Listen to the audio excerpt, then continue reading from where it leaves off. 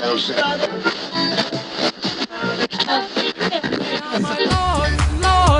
I worship cats. I inhale hard when they pass gas. Pussies, they drive me wild. Lick one and you... Quelle chanson merveillante de Bart Baker, appelée Chaton. Mon nom est Mathieu Morgan et bienvenue au Radio Loyola. Maintenant, c'est temps pour les nouvelles locales. Dans les nouvelles locales, le 17 avril, 1000 personnes sont arrivées devant le palais de congrès au centre-ville pour opposer le plan Nord de la gouvernement Charest. Les démonstrateurs ont dit qu'ils pensent que le gouvernement détruit les ressources naturelles du Québec du Nord. Il y avait beaucoup de la sécurité à cause que la démonstration a tourné violent à un certain moment. Les démonstrateurs ont lancé des roches et ils ont brisé des vitres. À ce point, les policiers utilisaient la gaz lacrymogène. Tout en tout, 84 personnes ont été arrêtées et au moins 5 personnes étaient blessées. En haute nouvelle locale, le AMT a complété un sondage interne et ils ont conclu que 97% de leurs trains sont à l'heure. Cette statistique rend l'AMT l'agence de transport la plus ponctuelle en toute l'Amérique du Nord. Mais les étudiants qui prennent le train ne sont pas d'accord. Dans notre sondage au hasard de Loyola, les étudiants pensent que les trains sont plus souvent en retard qu'à l'heure.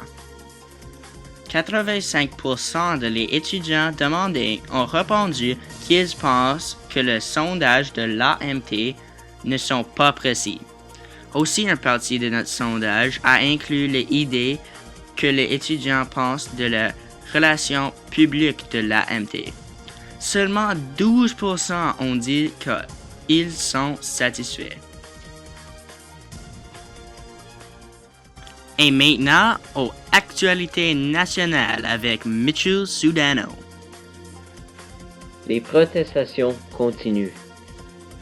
Une centaine de manifestants ont bloqué les rues de Montréal hier. Ces manifestants protestaient contre les frais scolaires qui augmenteraient. Ces protesteurs ont été partie de la groupe étudiant La Classe. Les policiers ont surveillé la protestation pour qu'il n'escalade pas. Négociations toujours rompues. Les étudiants jugent également nécessaire de continuer des négociations qui ont été rompues mercredi après-midi.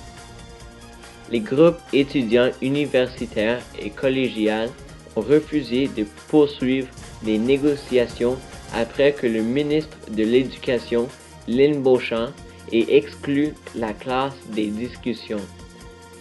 La FERC a déclaré qu'elle comptait faire de la place pour la classe à la table des négociateurs et si ça ne pourrait pas aller, les négociations n'auront pas lieu. Merci Mitchell pour cette actualité nationale intéressante. Maintenant au sport avec Chase Dunsby. Bonjour, mon nom est Chase Dunsby. Dans la catégorie de sport, je vais parler d'un sport un peu différent des autres. Il y a un nouveau tournoi de fléchettes qui se place dans le Forum de Montréal. Ce tournoi est nouveau, mais il y a beaucoup de gens qui participent dans ce tournoi. Il y avait 500 participants qui voulaient participer dans ce tournoi. Cependant, juste 25 individus peuvent participer. C'était un tournoi très excitant et le gagnant était un jeune homme nommé Jacques Michel. Il avait gagné un prix de 5 000 $. Le tournoi était un grand succès. Beaucoup de gens avaient aimé le tournoi et ils sont très excités pour un autre tournoi l'année prochaine. Merci Chase pour cette mise à jour en les mondes des sports. Maintenant, à mon partenaire Corey de Rouillé. Bonjour, mon nom est Corey Rouillé, puis je vais vous parler des nouvelles internationales qui se passent dans le monde d'aujourd'hui. Ça fait déjà une décennie que la Grèce s'endette, mais cette année, la crise économique est très sérieuse.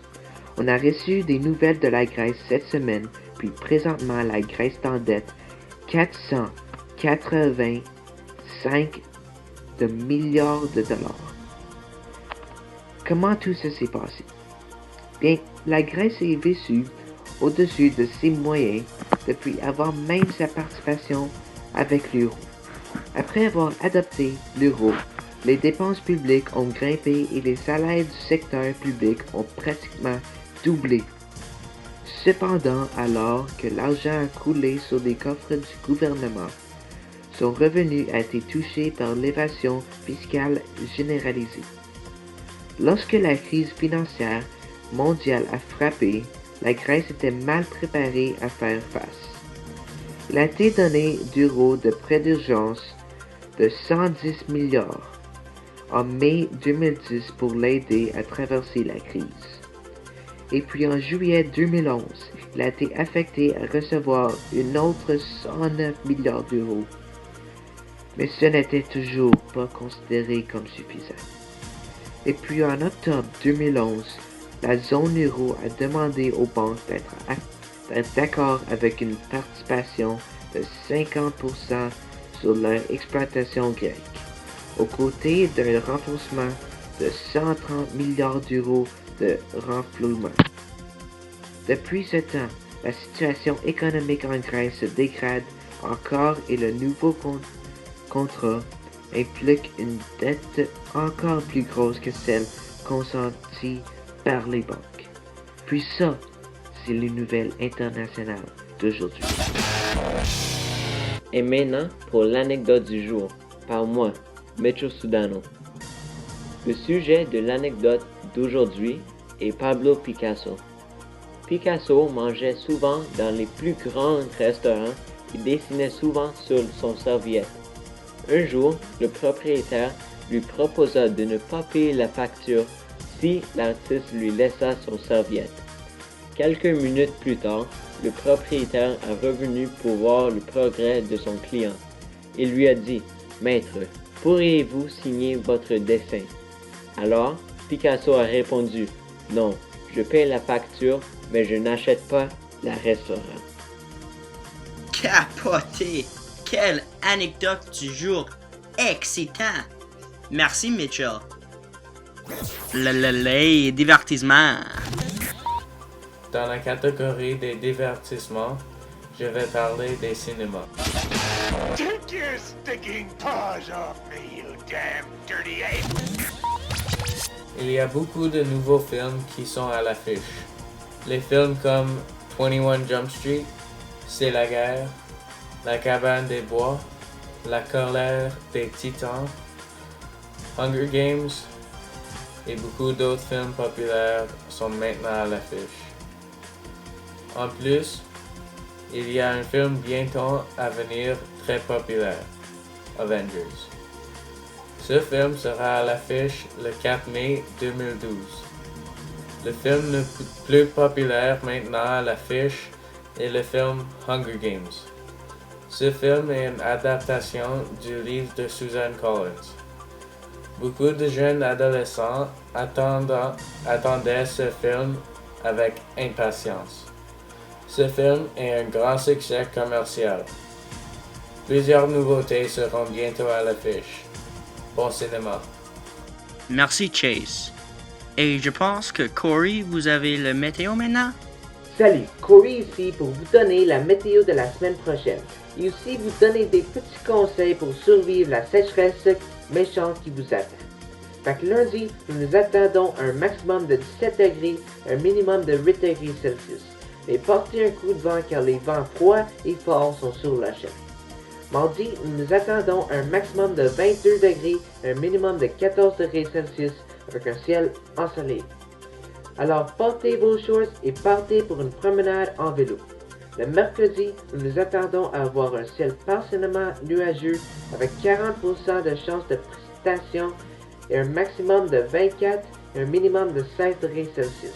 Le jeudi, nous nous penchons à une probabilité de 60% de la pluie avec un maximum de 32 et un minimum de 24 degrés Celsius. Et enfin, le vendredi, nous nous prévoyons 80% de chance d'orage avec un maximum de 40 degrés Celsius et un minimum de 34 degrés Celsius. Puis ça, c'est la météo de la semaine prochaine à Montréal. Fait qu'apportez de l'eau avec vous parce que ça va être une semaine extrêmement chaude, puis on doit être hydraté en tout temps. Merci et bonne semaine. Merci Corey. Et ça c'était les nouvelles de Loyola. Maintenant, on prend une demande de Anthony pour la chanson Ghetto Gospel par Nas. Hit 'em with a little ghetto gospel. Those who wish to follow me, My ghetto gospel. I welcome with my hand.